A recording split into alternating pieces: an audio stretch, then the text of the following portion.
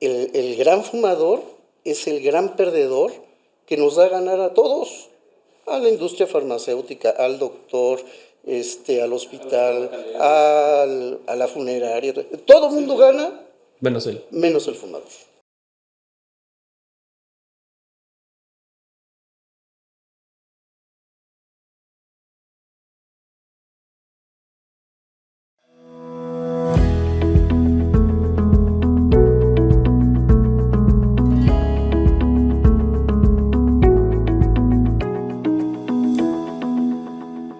¿Alguna vez te quedas sin aliento al subir las escaleras? ¿O de casualidad toses sin razón? ¿O conoces a alguna persona que tenga estos síntomas de manera frecuente? El día de hoy en Salud de Hierro vamos a hablar sobre temas bastante prevalentes en la población, que son tanto el asma como el EPOC. El día de hoy nos acompaña el doctor Sergio López Estupiñán. Hola. Mucho gusto, doctor. ¿Cómo estás? ¿Qué tal? Buenos días a todos. Pues encantado de estar aquí y poder platicar acerca de estas dos enfermedades respiratorias que, como bien mencionas, son de alta prevalencia a nivel mundial. Y bueno, pues México no es la excepción, ¿verdad? Claro, y digo, antes de empezar el episodio estábamos platicando que aparte de ser prevalentes, pues son enfermedades que se tienen que diagnosticar bien, ¿no? Que se pueden confundir con cualquier otra patología menos frecuente, más frecuente, o entre ellas mismas, y que pues eso cambia mucho el pronóstico y tratamiento. Sí, fíjate que a nivel mundial las dos son enfermedades que están subdiagnosticadas y subtratadas. Por ejemplo, se calcula que en los pacientes con EPOC, que EPOC es el acrónimo de Enfermedad Pulmonar Obstructiva Crónica. Las dos son enfermedades de la vía aérea, entendiendo la vía aérea como pues la tubería, así le digo a mis pacientes, la tubería que lleva el aire hacia los pulmones. Los pulmones son o están constituidos por estos globitos que captan el oxígeno.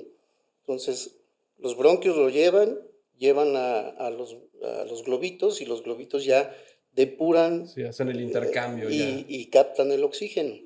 Entonces, pues hay un subdiagnóstico, se calcula en EPOC, por ejemplo, de un 70%. Wow, O es sea, muchísimo. solo 30% de los pacientes están bien diagnosticados con EPOC. Y en asma también pues hay confusión con otras enfermedades que pueden simular asma, pero que evidentemente pues no se van a tratar como asma, ¿no? Entonces, de ahí deriva pues un correcto diagnóstico para dar un correcto tratamiento. Claro, por supuesto, y digo, empezando por unas de las dos, el asma, pues es muy común, ¿no? Es muy común que en niños sea tiene asma y, oye, ¿cómo le diagnosticaron? ¿Qué les dijeron? No, pues no sé, pero pues tiene asma, entonces cuando corre se agita y como que medio silba y como que medio tose y listo, ¿no? Pero realmente, ¿cómo es que podemos diagnosticar el asma? ¿Qué son los síntomas más comunes del asma? Hay una famosa triada del asma que es falta de aire, sibilancias, que quiere decir silbidito. Muchos pacientes lo refieren como un gatito, que oyen un Sí, como gatito, si un uno tuviera ronquido, un silbato un como tal silbato. en la tubería, ¿no? En la vía de aire. Exactamente. Y sensación de opresión en el pecho. Esa es la triada y tos. Tos es muy importante porque depende del grado de inflamación que tengan los bronquios. Hago un paréntesis, la definición es una enfermedad inflamatoria crónica, que lo que se ha visto, pues que puede ser despertada por múltiples factores. Contaminación, alergias, aunque no todas las asmas son alérgicas, ambientes laborales, ejercicio, etcétera, etcétera. Entonces es un factor que hace que se inflamen los bronquios y no solamente que se inflamen, sino que también se contraigan. Y eso da falta de aire. Y eso es lo que da los síntomas, ¿no? Justamente esa misma inflamación y contracción es lo que hace el silbido, es lo que provoca la falta de aire, es lo que da la sensación de opresión y lo que hace que el cuerpo tenga el reflejo de toser para desbloquearlo, ¿no? Correcto, correcto. Y además, pues se ha venido identificando que esa inflamación produce un moco de características muy especiales. Es como muy pegajoso y eso también hace que se ocluyan esas vías, sobre todo las más periféricas. Nuestros bronquios se dividen 26 veces y llegan el 26 a medir 2 milímetros o menos de diámetro. Pues se tapan muy fácil. y eso pues también contribuye, ¿no? Ahora, como diría algún maestro, no todo lo que chifle es asma. Entonces, recordar la importancia, sobre todo en grupos de edad más avanzados, en donde, bueno, ya hay otro tipo de afecciones, por ejemplo, cardíacas, o me ha tocado ver pacientes con estenosis traqueal, pues que les falta el aire, que silban, y que tienen dificultad para expectorar, pero es por la estenosis traqueal. Estenosis es que se hace chiquito el tubito de la tráquea para que pase el aire. Y eso pues no se cura con los broncodilatadores que usamos con los asma. Entonces, sí es fundamental establecer desde un principio un adecuado diagnóstico para dar un adecuado tratamiento. Claro, y digo, ya vimos los síntomas del asma. ¿Cuál sería el diagnóstico? El diagnóstico que corrobora realmente esta patología. Claro, lo primero, como siempre, pues es la clínica, que es lo que acabamos de hablar, los síntomas, y se corrobora pues con varios estudios que se complementan. Pero el estudio que le llamamos el Gold Standard, que es el más exacto, vamos a decir, es una espirometría. La espirometría básicamente es soplar a través de un aparatito que está conectado a una computadora y nos dice la capacidad de los pulmones y ese diámetro que estamos hablando ahorita de los bronquios. Y es muy importante hacer una toma basal, luego dar un reto broncodilatador y repetir la prueba. Y lo que nos asegura que ese paciente es asmático es la respuesta que tiene el broncodilatador. Tiene que aumentar más o menos su volumen expiratorio forzado al primer segundo 200 mililitros y 12%. Y eso establece el asma y nos permite distinguirlo de otras enfermedades de la vía aérea. Por ejemplo, la EPOC. EPOC no corrige ese 12% ni 200 mililitros. Las dos son enfermedades obstructivas, pero es la gran diferencia entre esas dos. Claro, y justamente ahorita que comentábamos, ¿no? El broncodilatador, pues es básicamente un medicamento inhalado que lo que hace es volver a abrir el bronquio, ¿no? Correcto. Y pues el asma, al ser una enfermedad crónica inflamatoria del bronquio, si no responde al broncodilatador, pues no es asma. Hay un tipo de asma en donde el paciente fue subdiagnosticado en su momento o fue diagnosticado y no llevó puntualmente su tratamiento. Y entonces yo les explico a los pacientes que es como cuando estás aprendiendo a tocar guitarra. Al principio, pues se te hinchan aquí los Las yemas dedos, de los ¿no? Y dedos ya no lo y puedes duele. pisar y todo. Pero al cabo del tiempo y de estar insistiendo, se te forma un callo duro. Eso es lo que pasa con algunos pacientes con asma, que se llama remodelación de la vía aérea. Entonces, lo que se abría muy bonito y hasta el 100%, al cabo de no estarlo tratando, se hace fibrosis, se hace el callo duro y entonces ya no se abren como se abrían al inicio y que si hubieran estado desinflamados. Claro, y es justamente lo que pasa con la inflamación en general, ¿no? Al no tratarla, cualquier célula al estar inflamada constantemente, se remodela a que ese sea su nuevo normal. Correcto. Y entonces, pues, ¿qué es lo que pasa? Que el bronquio ya se queda reducido en su luz de manera normal. ¿Y cuál sería el tratamiento? Digo, el broncodilatador efectivamente ayuda a dilatar el bronquio, sabemos que es un medicamento inhalado, pero digo, es parte fundamental del tratamiento, pero ¿qué más podemos Correcto. utilizar para Volviendo a la, tratarlo? a la definición que habíamos dicho que era una enfermedad inflamatoria, entonces tenemos que usar desinflamatorios. Aparte de abrirlos, desinflamarlos. Porque si solamente los abrimos, no estamos atacando la causa, la génesis. Entonces, lo que usamos y que les digo a los pacientes, bueno, pues es algo ventajoso, es terapia inhalada. Muchos pacientes, sobre todo mujeres, se asustan porque dicen, doctor, tiene cortisona, me van a salir pelos y granos y voy a aumentar de peso y todo. Y afortunadamente este tipo de corticoides, a las dosis aconsejadas, no tienen una absorción sistémica porque van directo a los bronquios. diferente a la cortisona, por ejemplo, Claro, y tomada ahora en pastilla o o inyectada, inyectada. que pues ahí se va Esa, sistémico. correcto, esa sí se distribuye por todo, hígado, riñón, tejido adiposo, y esas a dosis elevadas son las que pues Pueden provocar tienen todos esos los eventos efectos secundarios. secundarios, ¿no? Entonces, la parte fundamental en el tratamiento del asma son los broncodilatadores y los desinflamatorios. Hay unas guías internacionales de tratamiento que se llaman GINA, como el diminutivo de Georgina, y que viene un tratamiento escalonado por pasos, en donde además de esto que estamos platicando, bueno, ya vienen unas terapias más avanzadas, como inhibidores de leucotrienos, como medicamentos biológicos que estamos utilizando ahora en los pacientes con asma grave, por ejemplo, están dando resultados fabulosos. Claro que ya son terapias prácticamente hechas a la medida del paciente y de la enfermedad, ¿no? Sí, y muy importante mencionar que es para asma grave, que es más o menos se calcula entre el 6 al 10% de los pacientes, no es para todos. Por supuesto. Sí, no, claro, digo, la gran mayoría de los pacientes pues responde al tratamiento habitual de la enfermedad, ¿no? Un buen diagnóstico. Exactamente, con un buen diagnóstico. Y ahora, pasando a la contraparte, ¿no? El EPOC. Ya platicábamos que era diferente, ¿no? El asma inflama los bronquios y el EPOC es una enfermedad pulmonar obstructiva crónica, pero ¿qué es lo que se obstruye?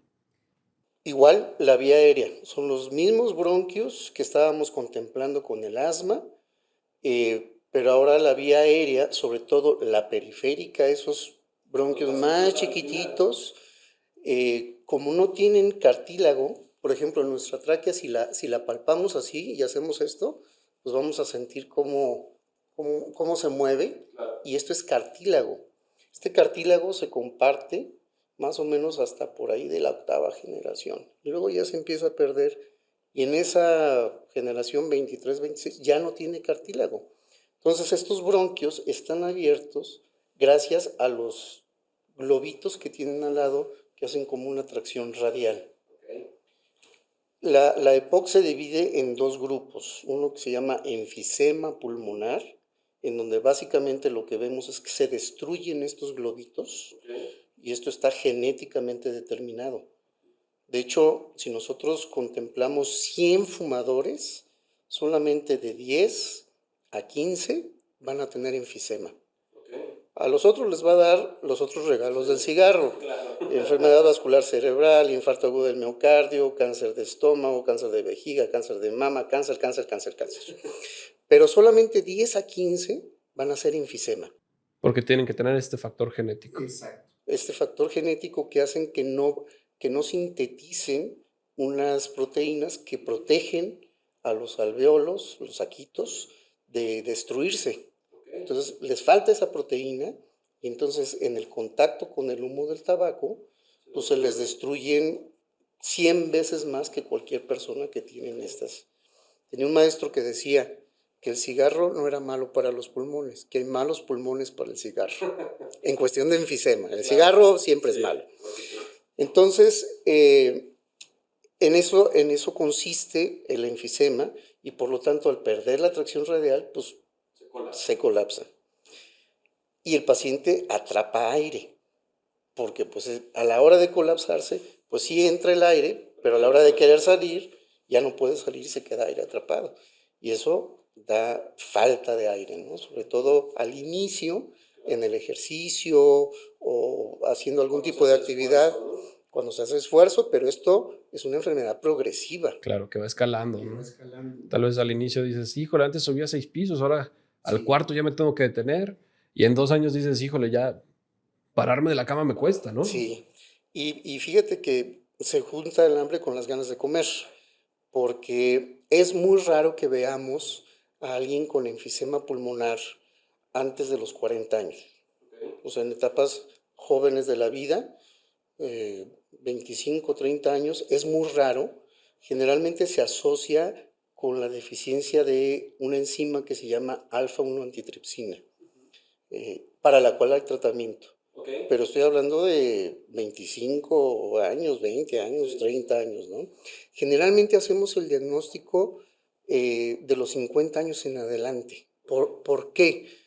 Porque por ahí de los 40 años, que ya estás madurón y que tienes pues, chamba y todo eso, entonces dices, bueno, pues es que tengo esta falta de aire, pues porque me la paso en la computadora todo el día y en el trabajo y no Porque hago mi vida es sedentaria, ejercicio ¿no? y vive sedentario, ¿no? No es como a los 20 años que jugaba fútbol. Por eso es. Y tu cuerpo, además, te va pidiendo cada vez pues, que hagas menos esfuerzo, porque pues, a la hora que haces esfuerzo te sientes mal. Entonces, poco a poquito tú también te vas protegiendo, por decirlo de alguna forma, de una sensación desagradable y pues te metes más a actividades sedentarias. En ese inter se están destruyendo tus alvéolos si estás fumando Y tú lo estás atribuyendo a otra a cosa. otra cosa. No, no es que no esté avanzando, sino que simplemente no le estás dando pues esa prioridad, ¿no? Le estás intentando Correcto, explicar con algo más. correcto. Entonces, bueno, pues tú puedes destruir. Nosotros nacemos millonarios, nacemos con 600 millones de alvéolos. Ok, muchísimos.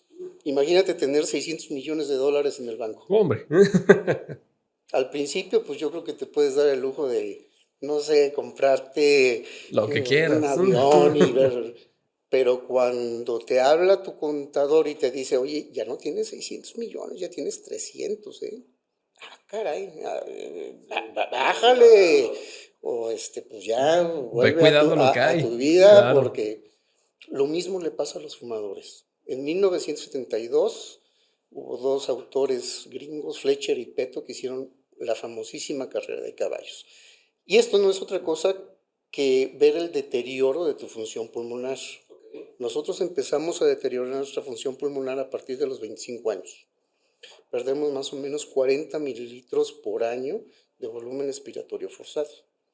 Los pacientes fumadores que genéticamente están predispuestos a esto se van al triple. Esto, digo, nada más para poner un poquito de contexto, el volumen expiratorio forzado es justamente la capacidad que tenemos de sacar el aire de nuestros pulmones, ¿no? Correcto, en el primer segundo, que es la gran mayoría del volumen Que se debería de que expulsar. habíamos inhalado. Se supone que tenemos que inhalar y exhalar lo mismo. Entonces, por ejemplo, paciente con una enfermedad obstructiva, vamos a poner un número aleatorio, 420 mililitros. Yo jalo 420 mililitros y el paciente con EPOC no saca esos 420, saca 380. Entonces, ¿dónde quedaron esos 40? Se van quedando Aquí atrapados. adentro. Exactamente. Entonces, en eso consiste el volumen expiratorio forzado al primer segundo. Y el punto de este estudio es que cada vez se va atrapando más. Cada vez se va atrapando más y se va expulsando menos, pero como somos millonarios en alvéolos, tú puedes perder más o menos el 40-45% de esos 600 millones de alvéolos y no tener manifestaciones. En reposo. Ahí es cuando empiezan lo que comentábamos, ¿no? Del esfuerzo y todo esto. Pero fíjate qué tanto puedes perder sin que tú te des cuenta. Entonces, pues quisiéramos poder agarrar a los pacientes antes, ¿no? Que pierdan toda esa cantidad. Y eso se hace con algo que se llama screening. O sea, los famosos chequeos médicos que muchas veces están menospreciados erróneamente y sobre todo pues en estas poblaciones que estamos mencionando de alto riesgo, ¿no? Fumadores, pacientes en ambientes laborales en donde se anticipa pues que pueda haber un alto índice de contaminación, poblaciones urbanas como la nuestra, Sí, claro, ciudades Ciudad de grandes, México, contaminadas. exactamente. Entonces, bueno, siempre pues tener este chequeo, si no es anual, pues bianual o de alguna forma, ¿no? Claro, porque ahí también lo importante es, no se regeneran. O sea, No. lo perdido no se recupera. Eso es muy Entonces, importante. hay que detectarlo a tiempo para poder frenar el deterioro, pero no vamos a poder revertirlo. Así es. Todavía no, pero Y, sí. y en estas enfermedades como el enfisema y el EPOC, ¿cuál sería el diagnóstico? Igual son unas pruebas de función pulmonar como las que habíamos comentado con el asma, en donde ya habíamos hecho este factor diferenciador que pues, no revierte, pero además es necesario decir que estos globitos están rodeados por vasos sanguíneos, que son los que se encargan de captar el oxígeno. Yo hago mucho la similitud que es como una bola de hielo seco a la que le amarras estambre alrededor. Así se ven todos los capilares, ¿no?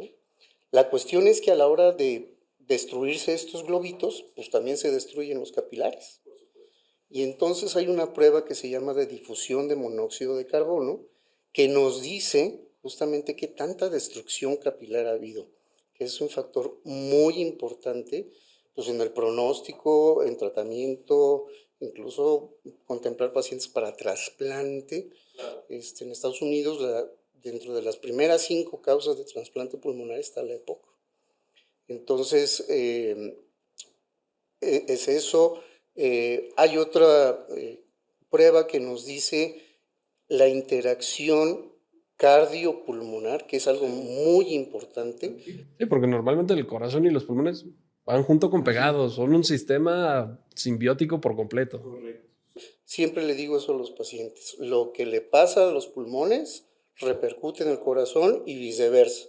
Lo que le pasa al corazón repercute en los pulmones y en particular los pulmones están conectados al lado derecho del corazón, que es el que más sufre secundario a la patología pulmonar, en particular la EPOC, porque la obstrucción de la EPOC es fija y es continua.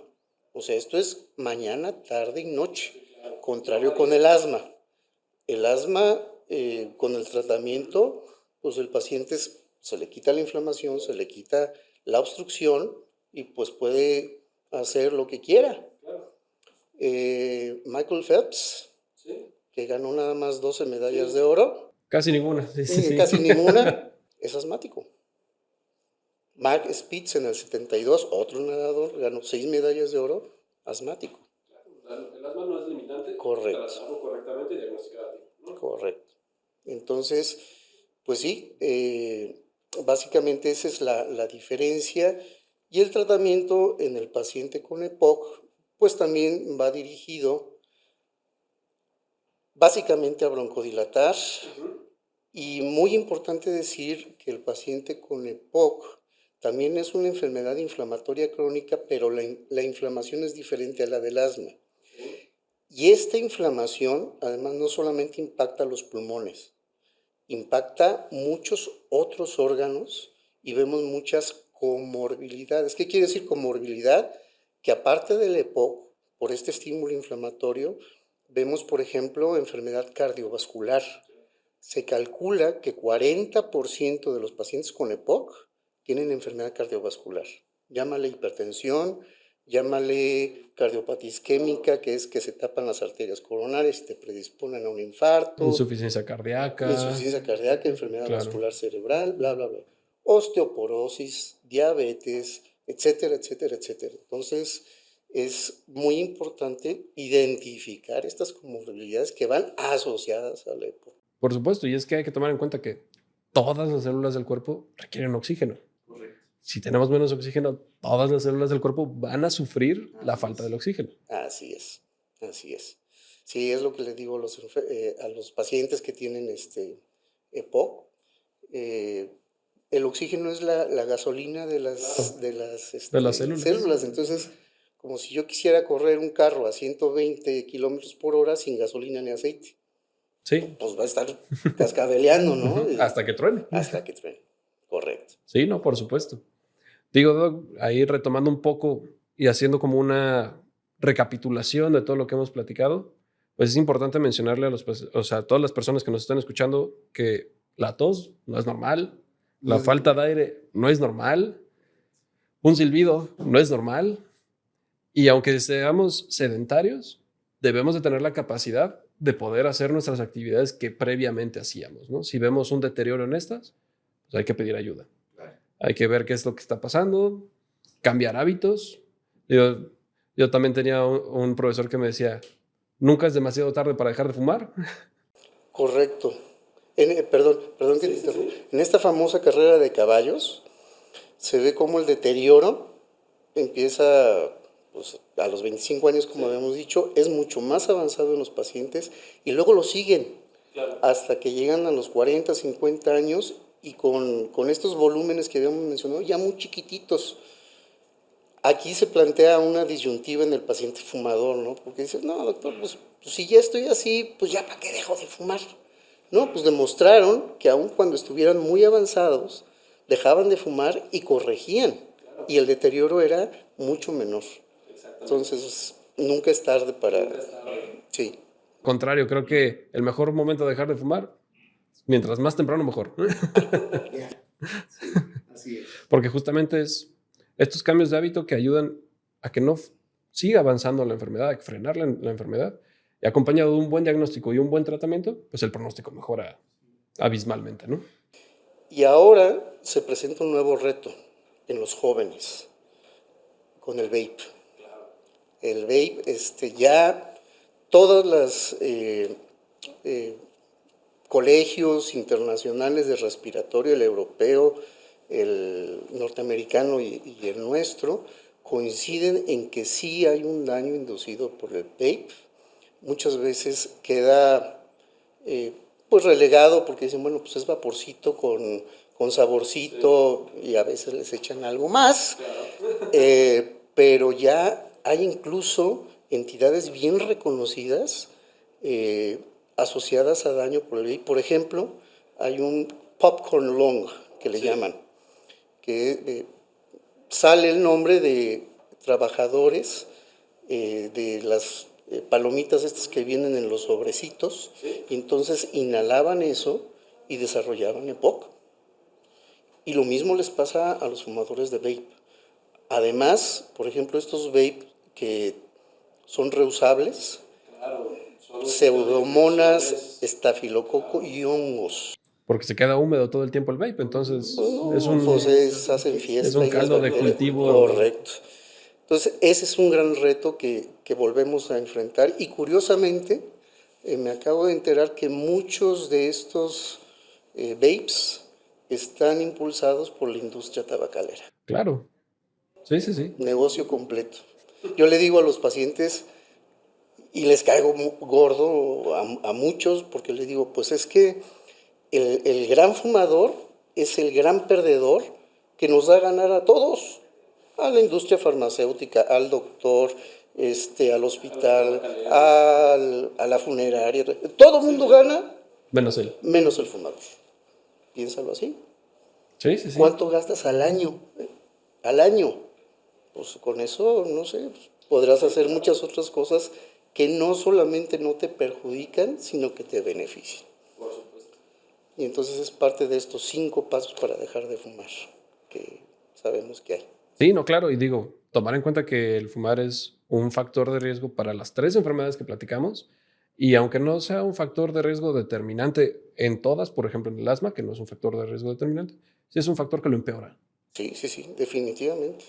Definitivamente. Sumamente irritante, pues si tus bronquios ya están medio inflamados, llegas, todavía les echas leña al fuego, pues se van a inflamar. Correcto. ¿No? Entonces, por supuesto que son atenuantes que empeoran, pues ahora sí que la calidad de vida del paciente.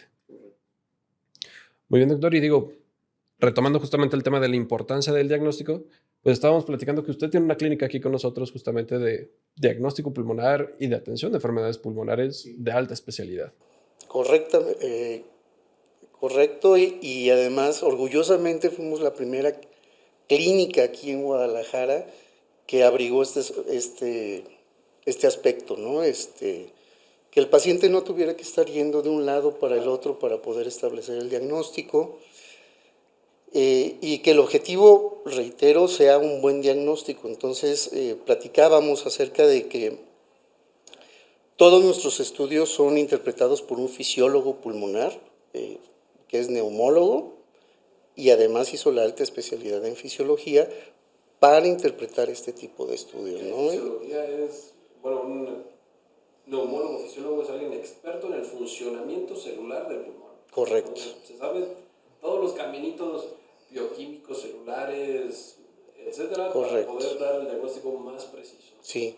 Entonces, en base a ese diagnóstico, pues hay muchos médicos que nos refieren pacientes, y que son, por ejemplo, internistas o alergólogos, etcétera, y que en un momento determinado dicen, bueno, pues ya se estableció el diagnóstico, todo, voy a empezar a dar tratamiento, pero quiero, por ejemplo, que se rehabilite mi paciente.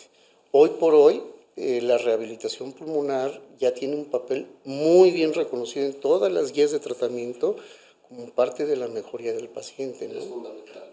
Parte de la rehabilitación es la nutrición. Los pacientes, sobre todo con enfisema, tienden a disminuir mucho su masa muscular, no solamente por el proceso del envejecimiento. Sabemos que pues ya después de los 30, 40 se empieza a ver este fenómeno que se llama sarcopenia y que se ve incrementado por este estímulo inflamatorio de la EPOC. Entonces, muchas veces no está tan deteriorada la función pulmonar, pero sí la función muscular. Y entonces mejorando todo esto, nutrición, rehabilitación, el tratamiento, etcétera, los pacientes pueden tener una muy buena calidad de vida, Claro, a pesar de que tengan grados avanzados de broncoobstrucción. por supuesto, porque digo, también hay que tomar en cuenta que En la parte respiratoria tenemos músculos auxiliares que nos ayudan a respirar, ¿no? Y si estos se deterioran, pues claramente nuestra función respiratoria pues disminuye. Sí, entonces en la clínica pues hacemos diagnósticos básicos, como sería la espirometría que hemos mencionado, pero también tenemos estudios un poquito más avanzados porque no todos los pacientes son iguales, ¿no? Entonces hay pacientes, por ejemplo, que tenemos que determinar el grado de inflamación y eso lo hacemos con un estudio que se llama FeNO, que es fracción expirada de óxido nítrico, que también lo tenemos, pletismografía, que es la que nos dice qué tanto aire está atrapado y qué tanto aire pues después del tratamiento se ha podido sacar, pruebas activas de ejercicio por el asma inducido por el ejercicio, prueba de caminata de 6 minutos, etcétera, etcétera, etcétera. Y tenemos el departamento de rehabilitación pulmonar, con una rehabilitadora pulmonar médico, sí, sí, sí. que tiene un grupo de técnicos en rehabilitación, que son los que aplican la terapia de acuerdo a la recomendación del médico. Muy importante, muy, muy importante y consejo para nuestros amigos que nos están viendo, verificar el entrenamiento que tienen tanto los técnicos como los rehabilitadores, el técnico que hace la prueba. Hay un organismo de certificación que se llama NIOSH, que bueno, pues tienes que tomar un curso, etcétera, y es el que te avala para decir, tú sí estás capacitado para realizar este tipo de pruebas. Contrario a lo que pasa con nuestros amigos cardiólogos, pues cuando tú vas al cardiólogo, te pone los chuponcitos y salen unas rayitas y tú no haces nada, porque todo lo está haciendo tu corazón, ¿no? No, aquí sí haces. Aquí hay que soplar, y soplar por 6 segundos. Suena fácil, pero no lo es. Ya tenemos otro tipo de pruebas en donde no tienes que hacer esto, aplicable mucho a niños, por ejemplo, sobre todo por abajo de los 6 años, 5 años, o a personas de edad avanzada que no pueden hacer el esfuerzo. Eso se llama oscilometría de impulso. Y nos mide los bronquios desde los grandotes hasta los chiquitos. Entonces, sí es muy importante que quien haga el estudio esté capacitado y que quien interprete el estudio también esté capacitado, porque de ese estudio se va a derivar todo lo que venga después. Es como los cimientos de un edificio. Claro, Cuando hay buenos cimientos, pues no hay problema, ¿no? así es. Pero si no se construye muy bien desde el inicio, pues puede tambalear más adelante. Y pues digo, esa es la intención, ¿no? Realmente el que toda la gente que nos está escuchando pues sepa perfectamente cuáles son los síntomas, que sepa que no es normal, que vaya, pida ayuda y tenga un diagnóstico oportuno. Exacto. Esa es la idea. Nosotros estamos aquí en Puerta de Hierro, no en el hospital, sino al ladito, en el núcleo médico. Sí, está en el primer piso. Perfecto. Muy bien, no sé si gustes agregar algo más. Nada, pues a cuidarnos todos y a detectar a tiempo y bien estas entidades que bien tratadas y a tiempo, como todo, tienen un mejor pronóstico que pues, si las dejamos evolucionar, ¿no? Claro. Perfecto, doctor. Digo, ya nos comentaste que estás aquí en el núcleo médico de Hospital Puerta Hierro Andares, pero de igual forma, si nos puedes compartir dónde te podemos encontrar. La clínica está en Boulevard Puerta de Hierro 5090, en el primer piso. Se llama Aire. Aire. Es la clínica Aire en el Núcleo Médico de Hospital Puerta de Hierro, Andares. El teléfono es 3316-527670. Perfectísimo, doctor. Muchísimas gracias por No, al acompañarnos en el contrario. episodio de hoy. Encantado. Saludos. Muchas gracias. De igual forma, muchísimas gracias a todos los que nos contactaron. No se olviden de seguirnos en las redes sociales y de suscribirse al canal. Y recuerden que para tener una salud de hierro hay que estar informados.